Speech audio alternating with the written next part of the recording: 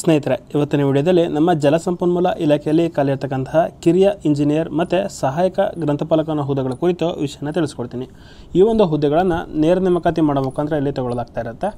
Salary ಬಂದು minimum ನಿಮಗೆ 55,000 ಇಲ್ಲಿ ಸಿಗುತ್ತೆ. ಸೊ ಹಾಗಿದ್ರೆ ಈ ಒಂದು ಹುದ್ದೆಗಳಿಗೆ ಅರ್ಜಿನ ಸಲ್ಲಿಸೋದಕ್ಕೆ ಕೊನೆ ದಿನಾಂಕ ಬಂದು 28/5/2024 ಆಗಿರುತ್ತೆ. ಸೊ ಹಾಗಿದ್ರೆ ಈ ಒಂದು ನೋಟಿಫಿಕೇಶನ್ ಕುರಿತು ಕಂಪ್ಲೀಟಾಗಿ ಇನ್ಫಾರ್ಮೇಷನ್ನ ನಾನು ನಿಮಗೆ ಇವತ್ತು ತಿಳಿಸ್ಕೊಡ್ತೀನಿ. ಅದಕ್ಕೂ ಮುಂಚೆ ನಮ್ಮ ಚಾನಲ್ಗೆ ಸಬ್ಸ್ಕ್ರೈಬ್ ಆಗಿಲ್ಲ ಅಂದರೆ ಈಗಲೇ ಸಬ್ಸ್ಕ್ರೈಬ್ ಆಗಿ ಪಕ್ಕದಲ್ಲಿರುವಂತಹ ಬೆಲ್ ಬಟನನ್ನು ಪ್ರೆಸ್ ಮಾಡಿ. ಸ್ನೇಹಿತರೆ, ಮೊದಲಿಗೆ ಹುದ್ದೆಗಳ ಸಂಖ್ಯೆ ನೋಡೋದಾದರೆ ಜಲಸಂಪನ್ಮೂಲ ಇಲಾಖೆಯಲ್ಲಿ ಕಿರಿಯ ಇಂಜಿನಿಯರ್ ಸಿವಿಲ್ ಅಂತ. ಸೊ ಕಿರಿಯ ಇಂಜಿನಿಯರ್ ಸಿವಿಲ್ ಅನ್ನೋ ಹುದ್ದೆಗಳಿಗೆ 216 ಹುದ್ದೆಗಳಿರ್ತವೆ. ಸೊ ಹಾಗೆಯೇ ನಂತರ ಕಿರಿಯ ಇಂಜಿನಿಯರ್ ಮೆಕ್ಯಾನಿಕಲ್ ಹುದ್ದೆಗೆ 26 ಹುದ್ದೆಗಳನ್ನು ಇಲ್ಲಿ ಮೀಸಲಾತಿ ಇಟ್ಟಿರ್ತಾರೆ. ಸೊ ಹಾಗೆಯೇ ಸಾರ್ವಜನಿಕ ಗ್ರಂಥಾಲಯದಲ್ಲಿ ಸಹಾಯಕ ಗ್ರಂಥಪಾಲಕನ ಹುದ್ದೆಗಳು ಖಾಲಿ ಇರ್ತವೆ. ಅದಕ್ಕೆ 13 ಹುದ್ದೆಗಳು, ಟೋಟಲ್ 313 ಹುದ್ದೆಗಳು ಇಲ್ಲಿ ಖಾಲಿ ಇರ್ತವೆ. ಅರ್ಜಿನ ಸಲ್ಲಿಸೋದಕ್ಕೆ ದಿನಾಂಕ 29/4/2024 ಸ್ಟಾರ್ಟ್ ಆಗುತ್ತೆ. ಅಂದರೆ ಇನ್ನೂ ತುಂಬ ಟೈಮ್ ಇರುತ್ತೆ, ಇನ್ನೂ 1 ತಿಂಗಳ ಮೇಲೆ ಟೈಮ್ ಇದೆ. ಸೊ ಅರ್ಜಿನ ಸಲ್ಲಿಸೋದಕ್ಕೆ ಕೊನೆ ದಿನಾಂಕ 28/5/2024 ಆಗಿರುತ್ತೆ. ಸೊ ಅರ್ಜಿ ಸಲ್ಲಿಸೋದಕ್ಕೆ ಓಪನ್ ಆದ ತಕ್ಷಣ ನನಗೆ ಇನ್ನೊಂದು ಸರಿ ಅಪ್ಡೇಟ್ ಮಾಡ್ತೀನಿ, ಆವಾಗ ನೀವು ಅರ್ಜಿನ ಸಲ್ಲಿಸ್ಬೋದು, ತಲೆ ಕೆಡಿಸ್ಕೊಳ್ಳೋ ಅವಶ್ಯಕತೆ ಇಲ್ಲ. ಸ್ನೇಹಿತರೆ, ಈ ಒಂದು ನೋಟಿಫಿಕೇಷನ್ ಕುರಿತು ನಿಮಗೆ ಏನಾದರೂ ಡೌಟ್ಗಳು ಇದ್ದಲ್ಲಿ ಈ ಒಂದು ಹೆಲ್ಪ್ಲೈನ್ ನಂಬರ್ಗೆ ಕರೆ ಮಾಡೋ ಮುಖಾಂತರ ನಿಮ್ಮ ಡೌಟ್ಗಳನ್ನ ಇಲ್ಲಿ ಕ್ಲಾರಿಫಿಕೇಷನ್ ಮಾಡ್ಕೋಬಹುದು. ಚಿಕ್ಕ ಪುಟ್ಟ ಡೌಟ್ಗಳಿದ್ರೆ ನಮ್ಮ ಕಾಮೆಂಟ್ ಬಾಕ್ಸಲ್ಲಿ ಕಮೆಂಟ್ ಮಾಡಿ, ನಾವೇ ನಿಮಗೆ ರಿಪ್ಲೈ ಮಾಡ್ತೀವಿ ಅಂತ ಹೇಳ್ತಾ, ಸೊ ಸದ್ಯಕ್ಕೆ ಅರ್ಜಿ ಶುಲ್ಕ ನೋಡೋದಾದರೆ ಇಲ್ಲಿ ಸಾಮಾನ್ಯ ಅಭ್ಯರ್ಥಿಗಳಿಗೆ 600 ರೂಪಾಯಿಗಳ ಅರ್ಜಿನ ಶುಲ್ಕ ಇಟ್ಟಿದ್ದಾರೆ. ಪ್ರವರ್ಗ 2A 2B 3A 3B ಅವರಿಗೆ 300 ರೂಪಾಯಿಗಳ ಅರ್ಜಿ ಶುಲ್ಕ ಇಟ್ಟಿದ್ದಾರೆ. ಹಾಗೆಯೇ ಮಾಜಿ ಸೈನಿಕರಿಗೆ 50 ರೂಪಾಯಿ ಅರ್ಜಿ ಶುಲ್ಕ ಇರುತ್ತೆ. ಪರಿಶಿಷ್ಟ ಜಾತಿ, ಪರಿಶಿಷ್ಟ ಪಂಗಡ ಮತ್ತು ಪ್ರವರ್ಗ 1 ಹಾಗೆಯೇ ಅಂಗವಿಕಲ ಅಭ್ಯರ್ಥಿಗಳಿಗೆ ಯಾವುದೇ ರೀತಿ ಅರ್ಜಿ ಶುಲ್ಕ ಇರೋದಿಲ್ಲ, ಅವರಿಗೆ ಕಂಪ್ಲೀಟಾಗಿ ಫ್ರೀ ಇರುತ್ತೆ.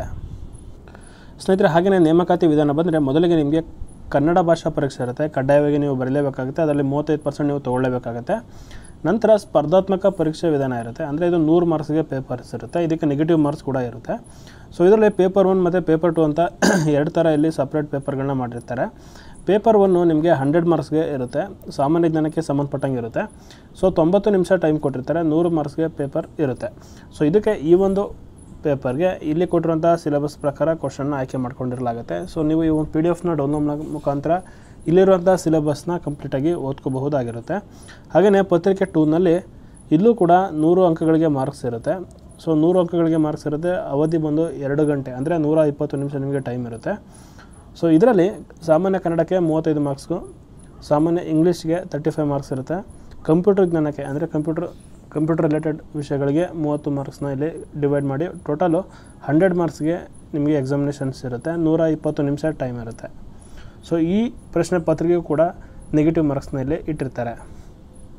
ಸ್ನೇಹಿತರೆ, ಹಾಗೆಯೇ ಕ್ವಾಲಿಫಿಕೇಷನ್ ನೋಡೋದಾದರೆ ಮೊದಲನೇದಾಗಿ ಕಿರಿಯ ಇಂಜಿನಿಯರ್ ಸಿವಿಲ್ ಅನ್ನೋ 216 ಹುದ್ದೆಗಳಿಗೆ ಕ್ವಾಲಿಫಿಕೇಷನ್ ಬಂದು ನೀವು ಡಿಪ್ಲೊಮಾದಲ್ಲಿ ಸಿವಿಲ್ ಇಂಜಿನಿಯರಿಂಗ್ ಮಾಡಿರಬೇಕಾಗುತ್ತೆ. ಸೊ ಜನರಲ್ ಸಿವಿಲ್ ಇಂಜಿನಿಯರಿಂಗ್ನಲ್ಲಿ ಡಿಪ್ಲೊಮಾ ಮಾಡಿರೋಂಥವ್ರು ಅರ್ಜಿನ ಸಲ್ಲಿಸ್ಬೋದು.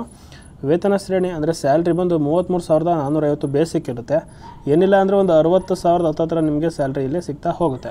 ಸೊ ವಯೋಮಿತಿ ಅಥವಾ ಏಜನ್ನು ನೋಡೋದಾದರೆ ಮಿನಿಮಮ್ 18 ವರ್ಷ ಆಗಿರಬೇಕು. ಸೊ ಗರಿಷ್ಠ ಅಂತ ತೊಗೊಂಡ್ರೆ ಜನರಲ್ ಕ್ಯಾಂಡಿಡೇಟ್ಗಳಿಗೆ 35 ವರ್ಷ, ಪ್ರವರ್ಗ 2A 2B 3A 3B ಅವರಿಗೆ 38 ವರ್ಷ, ಹಾಗೆಯೇ ಪರಿಶಿಷ್ಟ ಜಾತಿ, ಪರಿಶಿಷ್ಟ ಪಂಗಡ ಮತ್ತು ಪ್ರವರ್ಗ 1 ಅವರಿಗೆ 40 ವರ್ಷ ತನಕ ಅರ್ಜಿನ ಸಲ್ಲಿಸೋದಕ್ಕೆ ಅವಕಾಶನ ಮಾಡಿಕೊಟ್ಟಿದ್ದಾರೆ. ಸ್ನೇಹಿತರೆ, ನಂತರ 2ನೇ ಪೋಸ್ಟು ಜಲಸಂಪನ್ಮೂಲ ಇಲಾಖೆಯಲ್ಲಿ ಕಿರಿಯ ಇಂಜಿನಿಯರ್ ಅಂತ ಮೆಕ್ಯಾನಿಕಲ್ ಹುದ್ದೆಗೆ ಸಂಬಂಧಪಟ್ಟಂತೆ 24 ಹುದ್ದೆಗಳು ಇಲ್ಲಿ ಖಾಲಿ ಇರ್ತವೆ. ಈ ಒಂದು ಹುದ್ದೆಗಳಿಗೆ ಸ್ಯಾಲ್ರಿ 33,000 ಬೇಸಿಕ್ಕು, 60,000 ತನಕ ನಿಮಗೆ ಸ್ಟಾರ್ಟಿಂಗ್ ಸ್ಯಾಲ್ರಿ ಸಿಗುತ್ತೆ. ಹಾಗೆಯೇ ಕ್ವಾಲಿಫಿಕೇಷನ್ ಬಂದು ಡಿಪ್ಲೊಮಾದಲ್ಲಿ ಮೆಕ್ಯಾನಿಕಲ್ ಇಂಜಿನಿಯರಿಂಗ್ ಮಾಡಿರೋಂಥವ್ರು ಈ ಒಂದು ಹುದ್ದೆಗೆ ಅರ್ಜಿನ ಸಲ್ಲಿಸ್ಬೋದು. ಮೆಕ್ಯಾನಿಕಲ್ ಬಿಟ್ಟರೆ ಬೇರೆ ಯಾವ ಬ್ರಾಂಚ್ಗಳು ಅರ್ಜಿನ ಸಲ್ಲಿಸೋದಕ್ಕೆ ಅರ್ಹರಿರ್ತಾರೆ ಅಂತ ಇಲ್ಲಿ ಏನೂ ಕೊಟ್ಟಿಲ್ಲ. ಸೊ ಮೆಕ್ಯಾನಿಕಲ್ ಇಂಜಿನಿಯರಿಂಗ್ ಸರ್ಟಿಫಿಕೇಟ್ ಯಾರ್ಯಾರ ಹತ್ರ ಇದೆ ಅವರೆಲ್ಲ ಕೂಡ ಇಲ್ಲಿ ಅರ್ಜಿನ ಸಲ್ಲಿಸಬಹುದು. ಸೊ ನಂತರ ಈ ಒಂದು ಹುದ್ದೆಗೆ ವಯೋಮಿತಿ ನೋಡೋದಾದರೆ ಕನಿಷ್ಠ ನೀವು 18 ವರ್ಷ ಆಗಿರಬೇಕು.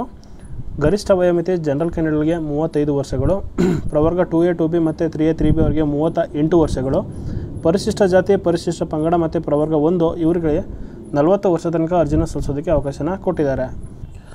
ಸ್ನೇಹಿತರೆ, ಇಲ್ಲಿ ಈಕ್ವಲೆಂಟ್ ಕ್ವಾಲಿಫಿಕೇಷನ್ನ ಮೆನ್ಷನ್ ಮಾಡೋದಿಲ್ಲ ಅಂತ ಹೇಳಿದ್ದಾರೆ. ಏನಂದರೆ ಡಿಪ್ಲೊಮಾನಲ್ಲಿ ಸಿವಿಲ್ನಲ್ಲಿ ಜನರಲ್ ಸಿವಿಲ್ ಮಾಡಿರೋಂಥವ್ರು ಮಾತ್ರ ಮತ್ತು ಮೆಕ್ಯಾನಿಕಲಲ್ಲಿ ಜನರಲ್ ಮೆಕ್ಯಾನಿಕಲ್ ಮಾಡಿರೋರು ಮಾತ್ರ ಅರ್ಜಿನ ಸಲ್ಲಿಸೋ ರೀತಿ ಇರುತ್ತೆ ಅಂತ ಇಲ್ಲಿ ಕೊಟ್ಟಿದ್ದಾರೆ. ಸೊ ಈಕ್ವಲೆಂಟ್ ಇರೋವಂಥವ್ರು ಯಾರೂ ಕೂಡ ಅಂದರೆ ಆ್ಯಂಡ್ ಮೆಕ್ಯಾನಿಕಲ್ಗೆ ಅಂತ ಬಂದಾಗ ಆಟೋಮೊಬೈಲು ಮತ್ತು ಮಷಿನ್ ಟೂಲ್ ಟೆಕ್ನಾಲಜಿಯವರು ಅರ್ಜಿನ ಸಲ್ಲಿಸೋ ರೀತಿ ಇರೋದಿಲ್ಲ. ಸಿವಿಲ್ಗೆ ಅಂತ ಬಂದಾಗ ಡ್ರಾಫ್ಟ್ಮನ್ಶಿಪ್ ಅನ್ನೋರು ಅರ್ಜಿನ ಅಥವಾ ಸರ್ವೇಯರ್ ಅನ್ನೋರು ಅರ್ಜಿನ ಸಲ್ಲಿಸೋ ರೀತಿ ಇರೋದಿಲ್ಲ. ಜನರಲ್ ಸಿವಿಲ್ ಮತ್ತು ಜನರಲ್ ಮೆಕ್ಯಾನಿಕಲ್ ಅನ್ನೋರು ಮಾತ್ರ ಅರ್ಜಿ ಸಲ್ಲಿಸೋ ರೀತಿಯಲ್ಲಿ ಇರುತ್ತೆ. ಸ್ನೇಹಿತರೆ, ಮೂರನೇದಾಗಿ ಸಾರ್ವಜನಿಕ ಗ್ರಂಥಾಲಯ ಇಲಾಖೆಯಲ್ಲಿ ಖಾಲಿರ್ತಕ್ಕಂತಹ ಸಹಾಯಕ ಗ್ರಂಥಪಾಲಕ ಅಂತ 13 ಹುದ್ದೆಗಳು ಇಲ್ಲಿ ಖಾಲಿ ಇರ್ತವೆ.